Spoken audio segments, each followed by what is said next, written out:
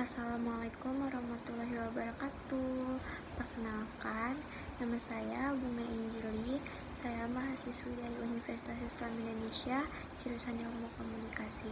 Kali ini saya akan menjelaskan materi tentang design thinking.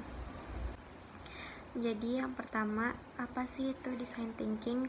Design thinking adalah proses berulang di mana kita berusaha memahami pengguna, menantang asumsi, dan mendefinisikan kembali masalah dalam upaya mengidentifikasi strategi dan solusi alternatif yang mungkin tidak langsung terlihat dengan tingkat awal pemahaman kita.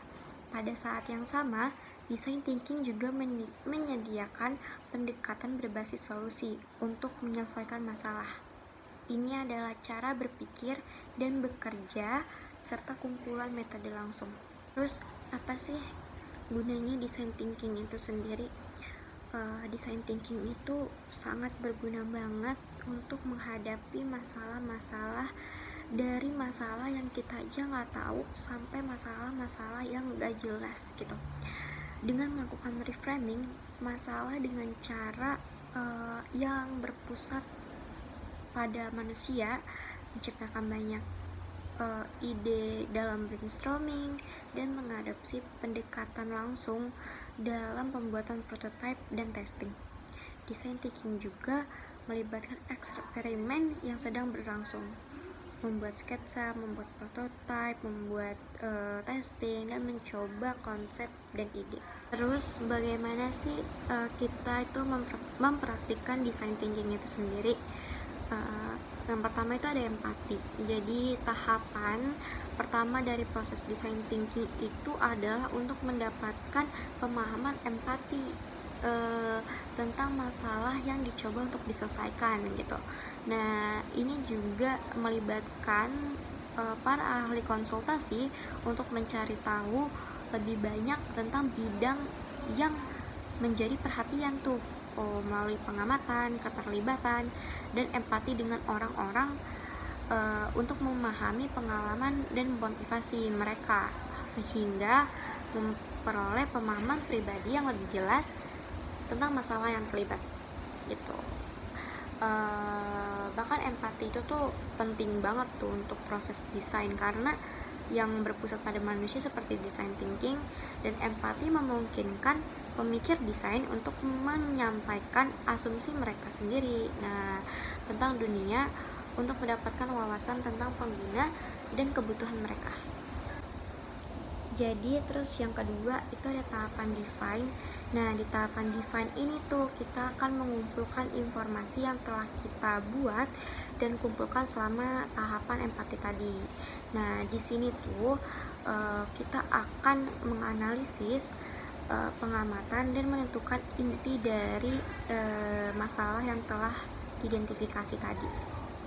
Di tahapan yang ketiga ini kita masuk ke ide. Jadi dari proses design thinking yang tadi kita udah memahami pengguna dan kebutuhan mereka di tahap empati, terus kita lanjut menganalisis dan mensintesis pengamatan kita itu di tahap define. Akhirnya kita punya tuh pernyataan masalah yang berpusat dalam pada manusia gitu. Akhirnya kita nyampe ke ide nih, dimana kita itu udah mulai berpikir di luar otak untuk mengidentifikasi solusi baru nih untuk pernyataan masalah yang dibuat, dan kita dapat mulai mencari cara alternatif untuk melihat masalah gitu. Di tahapan yang keempat itu ada prototype. Jadi di tahapan ini itu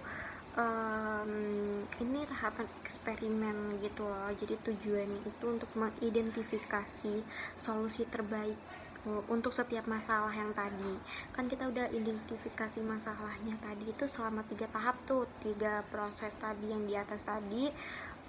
Solusi diimplementasikannya dalam prototipe itu adalah satu persatu itu mereka akan diselidiki dan diterima, lalu diperbaiki dan diperiksa ulang dan ditolak berdasarkan pengalaman penggunanya sendiri gitu.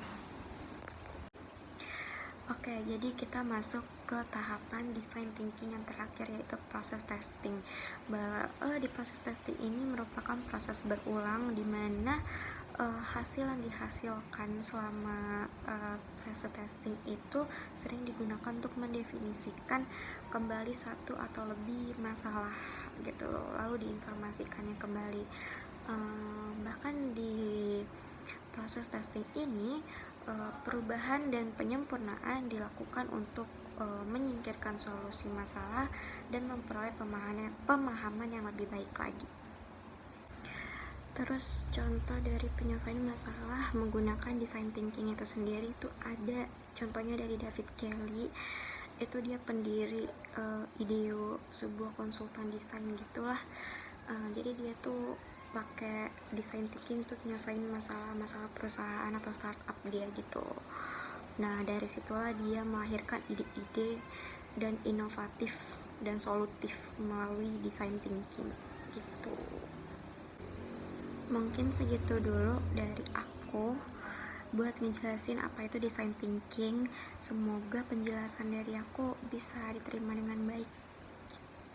Sampai ketemu di materi selanjutnya. Bye bye. Assalamualaikum warahmatullahi wabarakatuh.